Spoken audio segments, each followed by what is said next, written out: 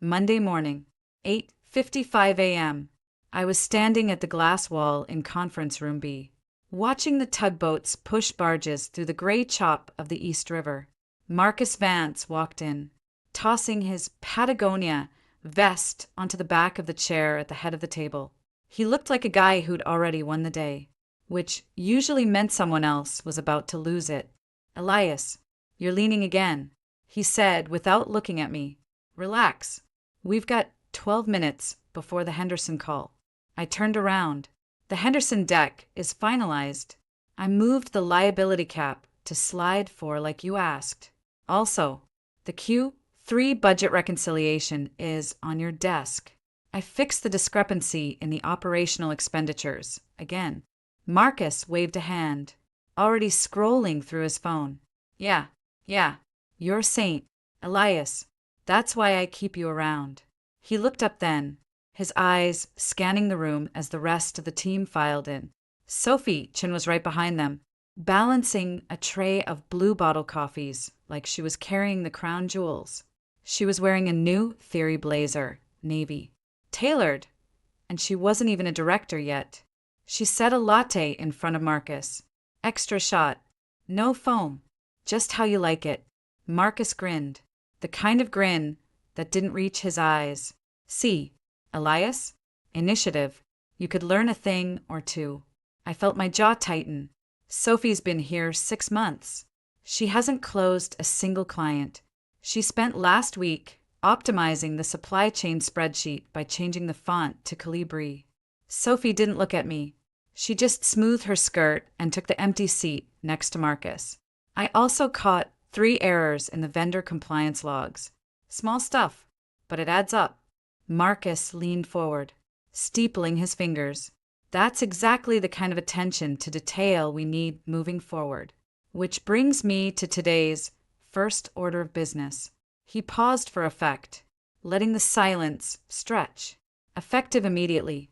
Sophie Chen is being promoted to Associate Director of Operations." The room went still. Someone coughed. A few people started clapping, hesitant, confused. Sophie stood up, smiling like she'd just won the Miss America pageant. She looked right at me as she shook Marcus's hand. "Thank you, Marcus. I won't let the team down." I stayed in my seat. My voice came out flat. "Marcus, that position was posted internally 3 weeks ago. I applied. You told me I was the frontrunner." Marcus finally looked at me. His expression was blank, like he was explaining compound interest to a toddler. "Elias, let's be real. You've been coasting, relying on the Thorn name to open doors instead of putting in the grind. Sophie here? She's hungry. She stays till 9 every night. She answers emails on weekends. That's the energy this department needs." I closed the Henderson deal. I said, my voice was louder now. I renegotiated the Dalton contract. I saved this firm $400,000 in overhead last quarter. What the hell has Sophie done besides fetch your coffee and laugh at your jokes? Sophie's smile twitched. Marcus held up a hand. "Language. Elias, we're professionals here." He turned to the room. "Now, if we can move on." "No," I said. I stood up. "We're not moving on. You're gutting my role and handing it to someone who doesn't understand the PL sheet. This isn't a promotion. It's a joke." Marcus sighed. He reached into his folder and pulled out a slim manila envelope. He slid it across the table toward me. "Actually, Elias, we're doing more than restructuring. Due to recent discrepancies in the expense reports you submitted, the firm has decided to terminate your employment, effective immediately." I stared at the envelope. "Discrepancies? Page 3, Marcus said, tapping the envelope. "The Henderson client dinner. You claimed reimbursement for 12 people. Our records show 8 attendees. That's a $4,000 gap. Elias, that's not just a clerical error. That's potential fraud." I laughed. I couldn't help it. "You're kidding." I submitted the receipts. The extra 4 were from Henderson's legal team. They crashed the dinner last minute. I documented it in the follow-up email the one you CC'd me on. Marcus shrugged. The audit committee sees it differently. And since you're listed as the signatory on those expenses, the liability falls squarely on your shoulders. I looked around the table. Nobody met my eyes. Ramirez from accounting was staring at his laptop. Patel from legal was suddenly very interested in his water glass. Sophie was checking her nails. You set this up, I said to Marcus. This whole thing, the promotion, the termination, the cooked books.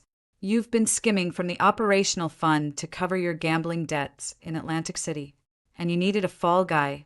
Congratulations. You found one. Marcus's face darkened. He nodded toward the door.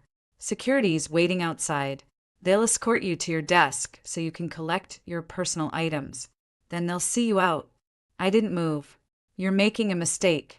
The only mistake, Marcus said, leaning back in his chair, was promoting you to senior analyst in the first place. Should have seen it coming when you couldn't even handle a simple budget variance report without screwing up the pivot tables. That was it. The lie that broke whatever was left of my composure. I'd fixed those pivot tables 3 times. I'd stayed up until 2 a.m. rewriting the macros because Marcus didn't know how to use VLOOKUP. 2 security guards, allied universal uniforms, broad shoulders, expressions like they'd rather be anywhere else, stepped into the room. One of them, a guy named Derek, who I'd once tipped $20 for helping me carry a box of server equipment, wouldn't look at me. Mr. Thorne, Derek said quietly, if you'll come with us. I grabbed the envelope off the table. As I walked past Sophie, she leaned in just enough for me to hear her whisper, don't let the door hit you on the way out. I stopped, turned back. Marcus was already shuffling papers, ignoring me. You're going to regret this, I said. Marcus didn't even glance up. Save it for the unemployment office. Elias. They walked me out through the bullpen. The open floor plan suddenly felt like a stadium. Keyboards clicked frantically. Phones rang unanswered. I kept my head high, but I could feel the stares burning into the back of my neck.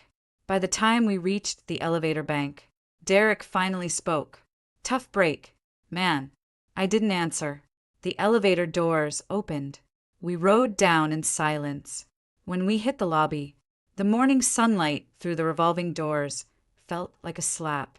I stepped out onto Water Street, the cardboard box in my arms feeling heavier than it should.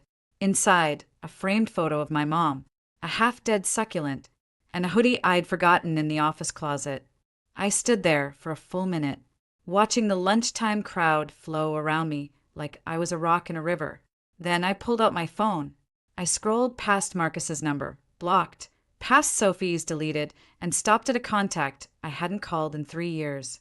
Dad, Julian Thorne, the man who owned half the commercial real estate between Wall Street and Midtown, who sat on the boards of 3 hedge funds, and who'd told me when I graduated from Wharton, if you ever call me to fix your problems, Elias, you'd better be calling from a jail cell. Otherwise, figure it out yourself. I pressed the call button. It rang twice. Elias. His voice was low, rough, like gravel rolling over silk. In the background, I could hear the faint snip of a cigar cutter. Dad, it's Elias. A pause. You're not in jail, so this better be good. I took a breath. The cold air burned my lungs. I need you to listen before you hang up.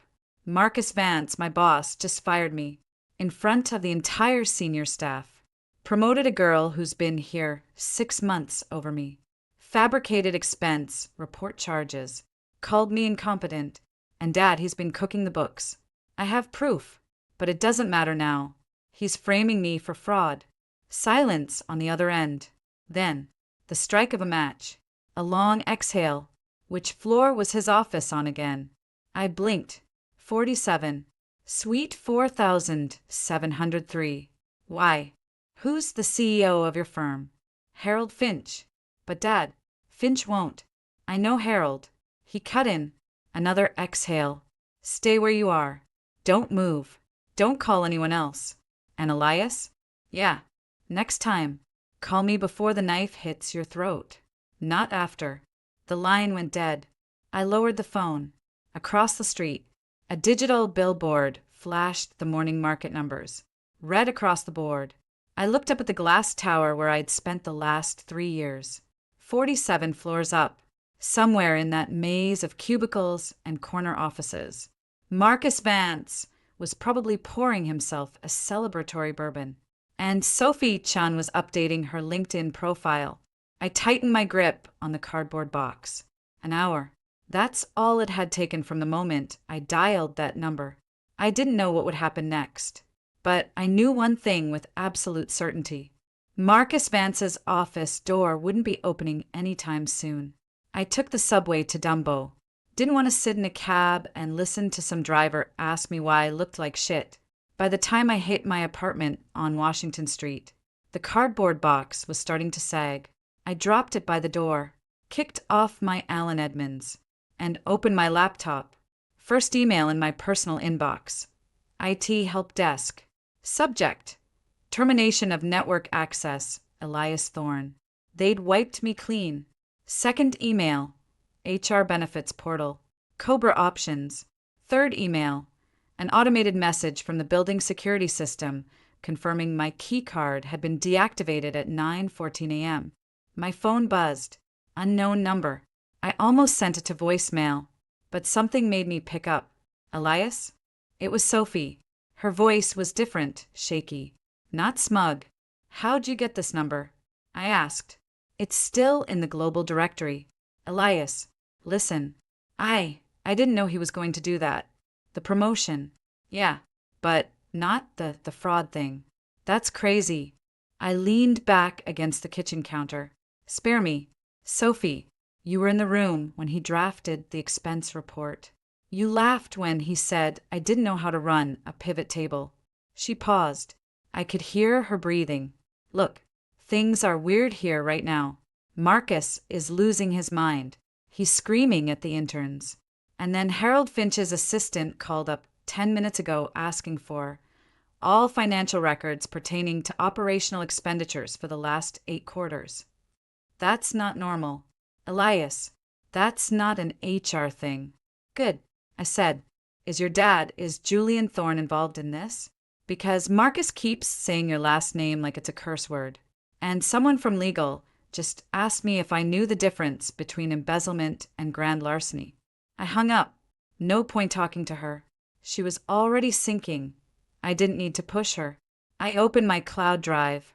Marcus thought he was smart, keeping the real books on the company server. But he was lazy. He used the same password for everything, his kid's birthday, followed by an exclamation point. I pulled up the folder labeled Project Phoenix. Inside, spreadsheets, wire transfer receipts, and a series of emails between Marcus and a shell company registered in the Cayman Islands. The subject line was always Q3 variance review. The attachments were never spreadsheets. They were invoices for consulting services that never happened. My phone buzzed again. This time, it was a text from a number I hadn't seen in years. One word, upload. It was from Dad's burner. I dragged the files into an encrypted link and sent it back. The front door opened. I didn't jump. Only one person had the code. Dad walked in. He was still in his suit, charcoal gray Tom Ford. No tie. He tossed his overcoat onto the armchair and walked straight to the wet bar. He poured 2 fingers of Macallan. Didn't offer me any. You look like hell, he said. Feel like it too, I replied. He took a sip of his drink, staring at me over the rim of the glass. You had the evidence for 6 months. Why didn't you come to me then? Because you told me not to, I said. You said if I couldn't handle a snake in the grass, I didn't deserve the grass. And yet, here I am, he said. He set the glass down. I called Harold Finch at 9:45. Told him I was hearing rumors about a leak in his operational capital. Mentioned the SEC might want to take a peek before earnings season. Harold's an old golf buddy, but he's not a fool. He knows I don't make social calls about rumors. Did you tell him it was Marcus? I didn't have to, Dad said. By the time I hung up, Harold was already pulling the audit trail. I also called Richard Weber at the U.S. Attorney's Office. We play squash on Thursdays. I mentioned that a mid-tier VP at a public firm was using offshore accounts to hide misappropriated funds. Gave him the firm's ticker symbol. He'll start poking around by noon. And Marcus? I asked. Marcus is currently trying to access the general ledger. He can't. I had my tech guys lock his admin privileges remotely. He's also trying to call me. My assistant is forwarding his messages to voicemail. He left one screaming about Thorne's brat and corporate espionage. I'm saving it for the grand jury. I looked at the clock on the microwave. 10:48 a.m. Less than 2 hours since I'd been escorted out. What happens now? I asked. Now. Dad picked up his glass again. Now. Marcus realizes he's not just lost his job. He's lost his reputation, his freedom, and his future. Harold will suspend him pending investigation within the hour. The SEC will freeze the firm's trading accounts by close of business. And Sophie? What about her? She's small fish. She'll flip on him to save her own neck. She'll give them the Cayman accounts, the fake invoices, the texts. She'll walk with a misdemeanor and a ruined career. He'll go to Danbury for 5 to 7. I ran a hand through my hair. I wanted to beat him. Dad, not destroy him. You didn't destroy him, Dad said sharply. You handed him the rope. He tied the noose. I just pointed out the rafter. There's a difference. He walked over to my laptop, glanced at the screen. You saved the originals? Encrypted and time-stamped. Good. Keep them. When the feds come knocking, and they will, you'll be a witness, not a suspect. And Elias? He looked me dead in the eye. Don't ever let someone humiliate you like that again. If you see a threat, you neutralize it before it gets within arm's reach. You understand me? I understand. He finished his drink and headed for the door. One more thing.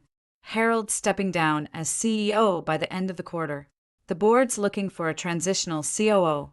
Someone who knows the operational burn rate and isn't afraid to clean house. I stared at him. You want me to go back there? I want you to own the ground they kicked you off of.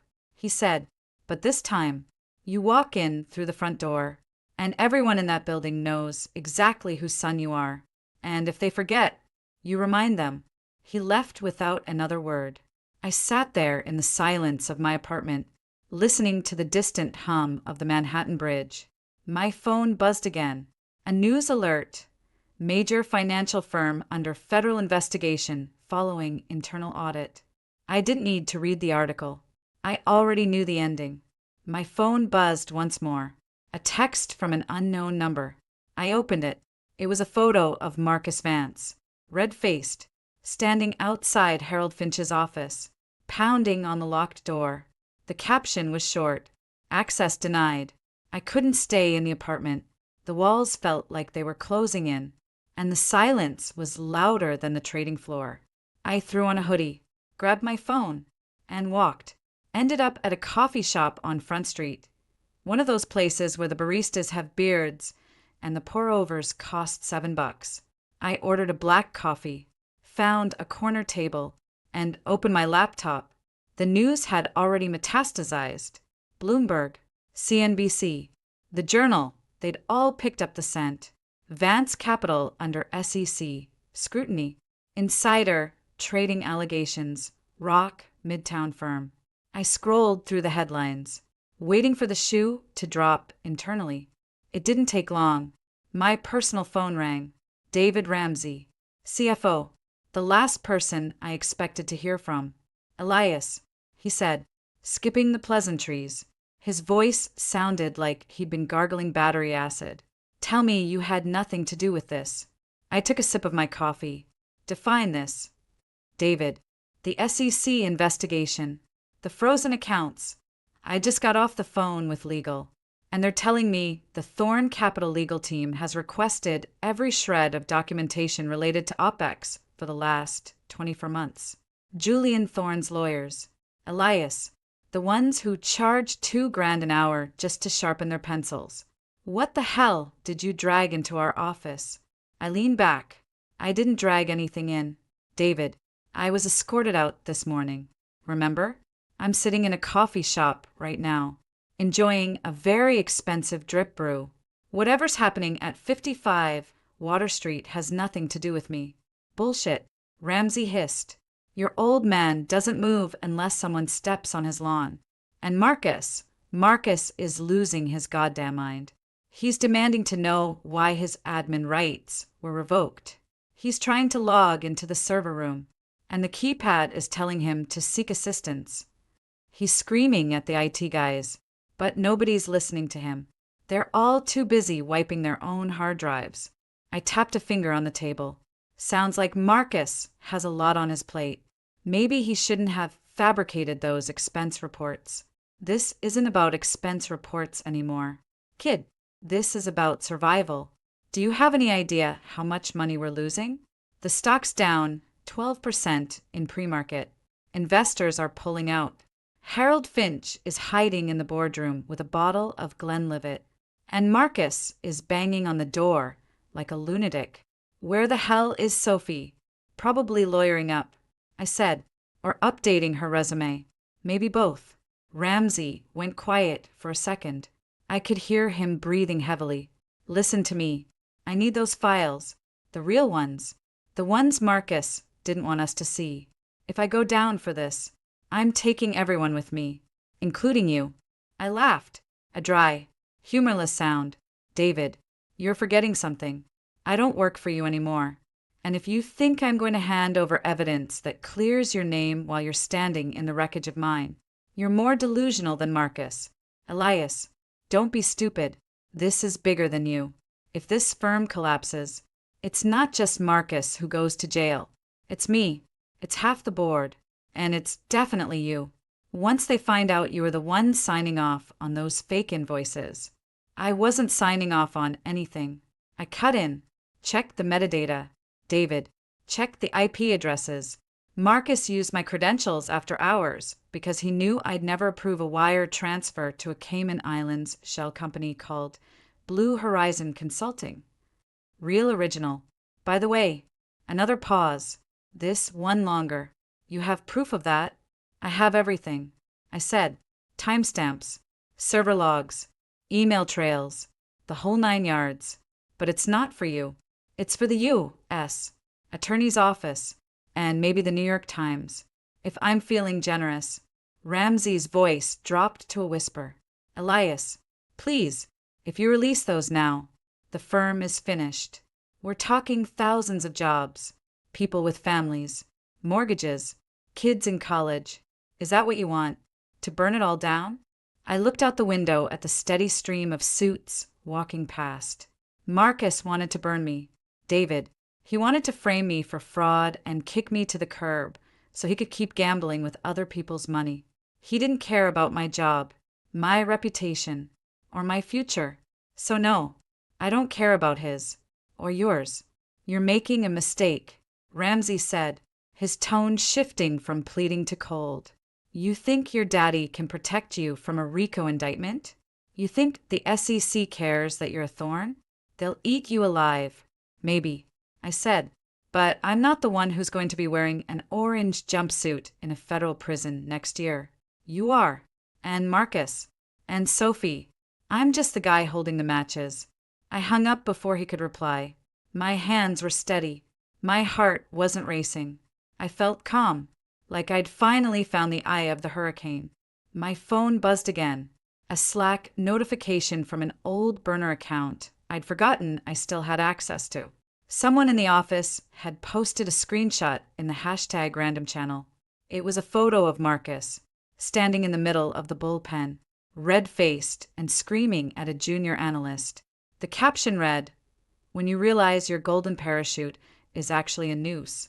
The reactions were brutal. Laughing emojis, skull emojis. One person commented, "He's been cooking the books since 21. Everyone knew. No one said shit. I scrolled further. Sophie had posted a vague status update, difficult day. Grateful for the support of my loved ones during this challenging time. It had 17 likes. mostly from people who were probably already packing their own boxes. Then, a direct message popped up from an unknown user. Just 3 words. Conference room A. Now, I frowned. How the hell did someone get this handle? I hadn't used it in months. I typed back, "Who is this?" No response. Instead, a link appeared, a live feed from the office security cameras. I clicked it. The feed showed conference room A. Marcus was inside, alone. He was pacing, yelling into his cell phone. The audio was garbled, but I could see his face clearly.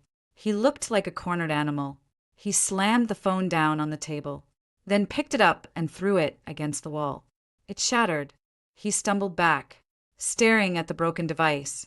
Then he looked up, directly at the camera. For a split second, our eyes met, or at least, I felt like they did. He didn't know I was watching, but he knew someone was. He raised a shaking finger and mouthed a single word. "Thorn." The feed cut out. My phone buzzed one last time. A text from Dad. He knows. Game's almost over. Stay put. I leaned back in my chair, staring at the blank screen. The coffee shop was filling up now. The afternoon rush starting. People laughing, talking, living their lives, oblivious to the fact that a few blocks away, a man's world was collapsing in real time. I took another sip of my coffee. It had gone cold. I stayed in that coffee shop until the sun started dipping behind the skyscrapers. My phone didn't ring. It vibrated constantly. Emails from recruiters I didn't recognize.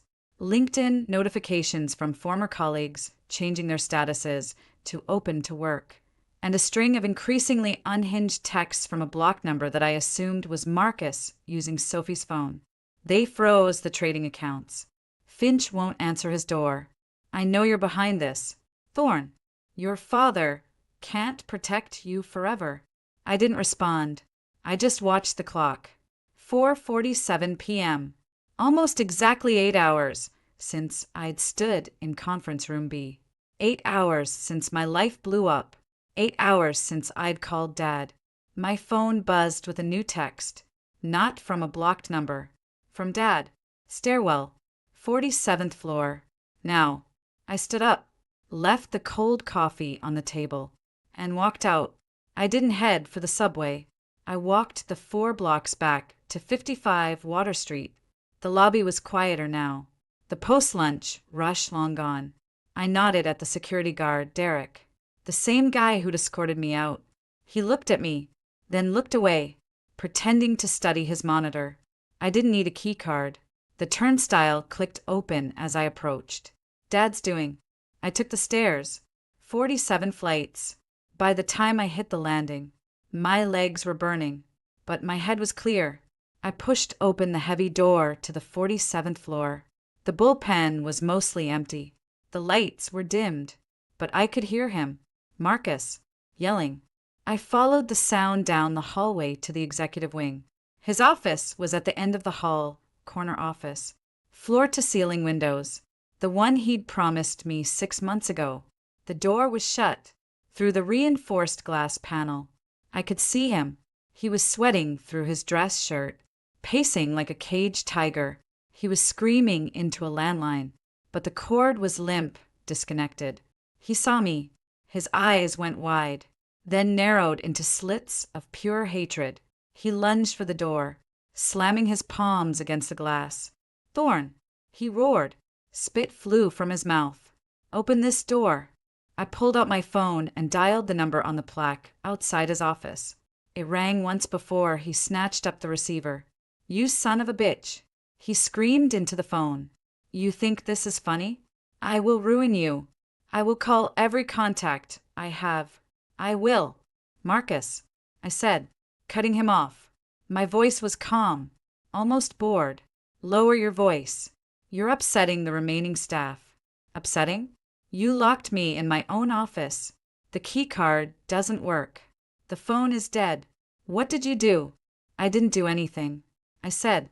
"I'm just a recently terminated employee. Remember? You told me to save it for the unemployment office. This is your father's doing." "I know it is. Julian Thorn." I'll sue him. I'll sue the firm. You'll do nothing, I said, because in about 15 minutes, a team from the SEC is going to walk through those elevators. They're going to ask you about Blue Horizon Consulting. They're going to ask about the $4 million you wired to Grand Cayman. And they're going to ask why your login credentials were used to authorize those transfers at 2 a.m. on a Saturday. Marcus's face went from purple to a sickly shade of gray. I didn't. Sophie, that bitch. She must have. Sophie's downstairs, I said, talking to some very nice gentlemen from the FBI. I imagine she's explaining how you promised her a bonus if she could adjust the quarterly reports. She's very cooperative when her own neck is on the line. He stared at me through the glass, his chest heaving. You set me up. You and your old man. This is entrapment. Entrapment would require me to force you to commit a crime you weren't already planning. I said, you were stealing from the firm. Marcus, you were defrauding investors. You were setting me up to take the fall. I just made sure the cameras were rolling. He slammed the phone down, then picked it up and slammed it again. The plastic casing cracked. He turned and kicked his mahogany desk. The thud echoed even through the thick glass. Let me out of here. Elias, please, we can talk about this. I'll give you the COO title. I'll double your severance. Just let me out before they get here. I smiled. It was a cold, empty expression. No, Marcus, you fired me in front of everyone. You called me incompetent. You handed my job to a girl who couldn't tell a balance sheet from a cocktail napkin. Now, you're going to sit in there and wait. You're going to hear the elevator ding. You're going to hear their footsteps. And you're going to know that I'm the last friendly face you'll see before the handcuffs go on. I ended the call. He kept screaming, but I couldn't hear the words anymore. I turned and walked back down the hallway. As I passed the elevators, the doors opened. 2 men in cheap suits, FBI, based on the badges clipped to their belts, stepped out. Behind them, a woman in a sharp navy pantsuit, SEC, judging by the stack of subpoenas in her hand. They didn't acknowledge me. They just walked toward Marcus's office. One of the agents glanced at the glass panel, saw Marcus thrashing inside, and nodded to his partner. Target is contained. He muttered into his lapel. I kept walking. I passed Sophie in the lobby. She was sitting on a bench, flanked by 2 agents. Her face was blotchy. Het makeup ruined. She wasn't crying anymore. She was just staring at the floor, clutching a tissue. As I walked past, she looked up. Our eyes met. There was no triumph in her gaze, no satisfaction, just exhaustion and the dawning realization that her career was over. Elias, she whispered. I didn't stop. I didn't acknowledge her. I just pushed through the revolving doors and stepped out into the evening air. The city was lit up now, a sea of lights. Behind me, I heard the distinct click of a lock disengaging, followed by the muffled sound of Marcus Vance's final, desperate shout. I didn't look back. I walked to the subway station, bought a Metro card, and headed home. My phone buzzed one last time. A text from Dad. Doors locked. Cleanup starts tomorrow. Get some sleep. I looked at the screen for a long moment, then powered the phone off.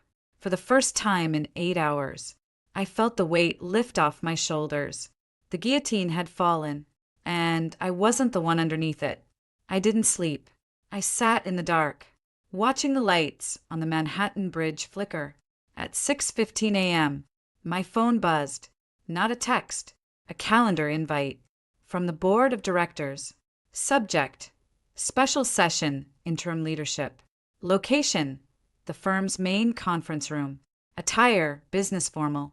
I showered, shaved, and put on the same suit I'd worn yesterday, the one they'd escorted me out in. The dried coffee stain on the cuff was gone. I'd scrubbed it raw. I didn't wear a tie. Let them see the collar. Let them see the scars.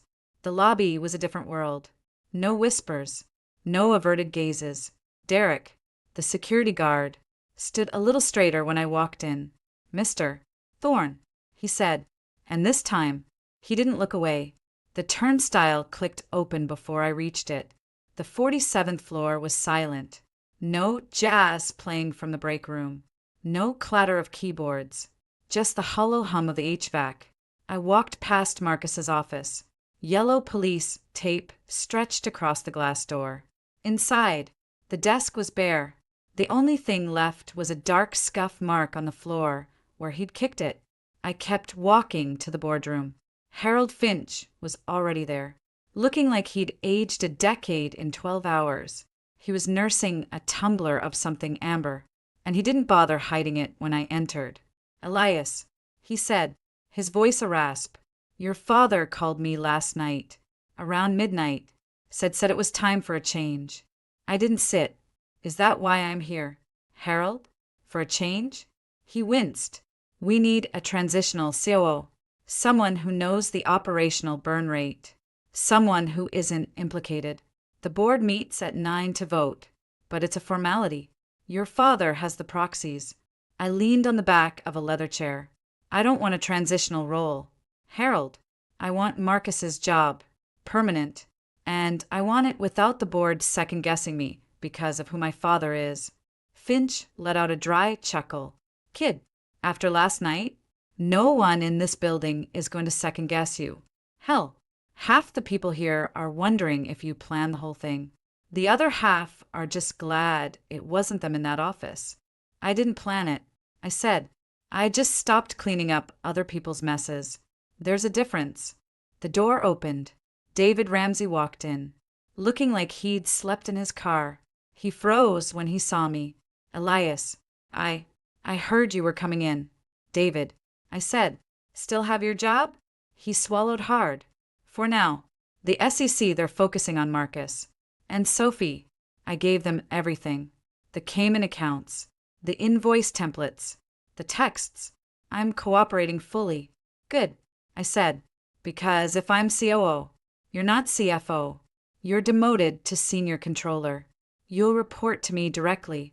And if I so much as suspect you're burying a decimal point, I'll hand the next stack of files to the U.S. attorney myself. Understand?" Ramsey's face went white. He looked at Finch, who just stared at his drink. Yes, understood. Get out," I said. He scurried away. Finch watched him go, then looked back at me. "You're not going to make many friends." "Elias, I'm not here to make friends," I said. "I'm here to make sure this firm doesn't become a footnote in a SEC press release. Marcus treated this place like a personal ATM. Sophie treated it like a stepping stone. I'm treating it like a business. And in my business, loyalty is earned, performance is mandatory, and betrayal is fatal." At 9 a.m., the board meeting concluded in 11 minutes. Unanimous vote.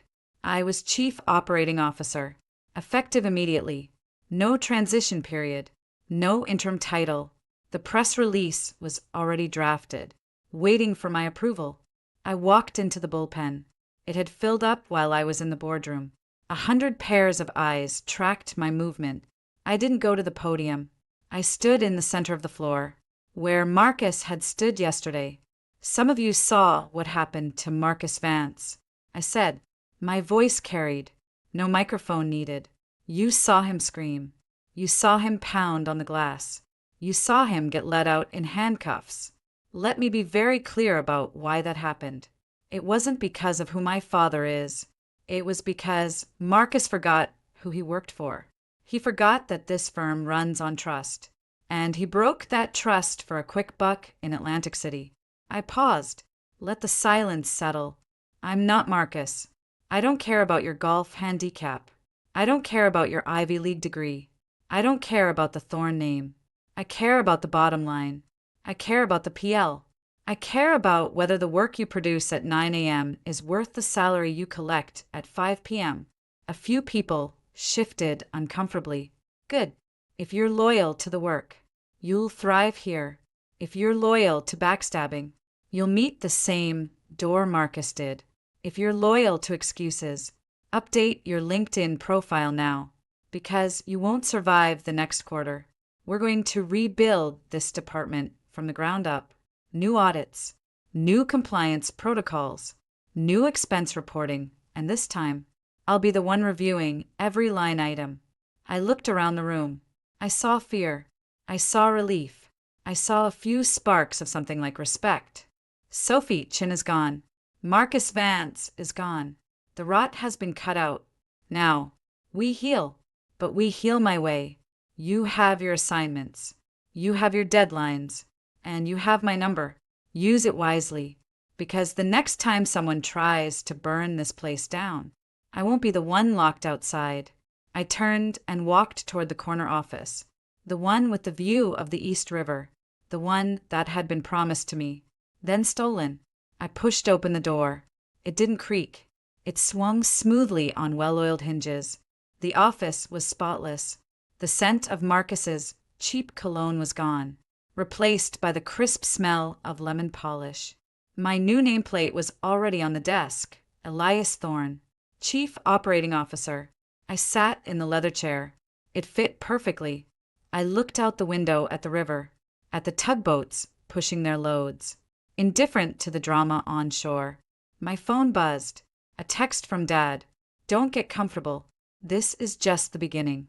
I typed back, understood. The keycard is mine now. I set the phone down and opened the top drawer. Inside, among the paper clips and staples, was a single item, a keycard. Marcus's old keycard, deactivated, the magnetic strip scratched through. A relic. I picked it up, weighed it in my palm, and then dropped it into the wastebasket beside the desk. The real power didn't need a piece of plastic to open doors. The real power was knowing exactly where to plant the charges, so the whole structure came down on the right people. I leaned back, steepled my fingers, and watched the city wake up below me. The guillotine had been dismantled, but the blade? I'd kept that for myself.